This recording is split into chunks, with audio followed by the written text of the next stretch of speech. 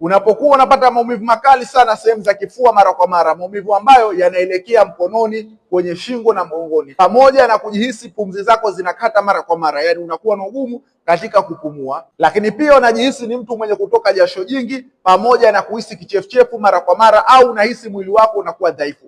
Unapohisi una dalili hizi tunazozitaja, basi hakikisha kuna aina ya vyakula ambavyo unapaswa kuzingatia pamoja na mfumo wa maisha ambao utakusaidia kuweza kuondokana na changamoto hiyo. Jambo la kwanza, hakikisha unapunguza kutumia vyakula vya mafuta mingi, kwa sababu huenda ikawa ni issue ya cholesterol kuganda katika mishipa ya damu, na ndio maana ikasababisha hiyo hali. Lakini pia hakikisha unaachana na kutumia nyama nyekundu, kina nyama ya ng'ombe, mbuzi, kondoo, na kama utatumia basi hakikisha pengine kwa wiki iwe ni mara moja, usizidishe zaidi ya hapo na usitumie kwa wingi. Lakini pia hakikisha unafanya mazoezi ambayo ni rafiki, ambayo hayakusababishi maumivu makali, kama vile mazoezi ya Kegel, lakini pia una uwezo wa kufanya jogging, yani kukimbia. Lakini pia jambo muhimu ni kufanya vipimo vya moyo pamoja na vipimo vya mzunguko wa damu. Kwa mfano, unaweza kupima pressure, lakini pia ikatizamwa katika moyo wako pamoja na mzunguko wako wa damu. Kama kuna cholesterol, mafuta yameganda, nayo pia inahitajika kusaidiwa. Sasa kama wewe ni mmoja kati ya watu ambao kwamba wanahisi dalili hizi na unahitaji ushauri, unaweza kuchukua namba yangu katika bio nikakupa mwongozo ukaweza kusaidia. Ondoa chanzo, kutibu tatizo.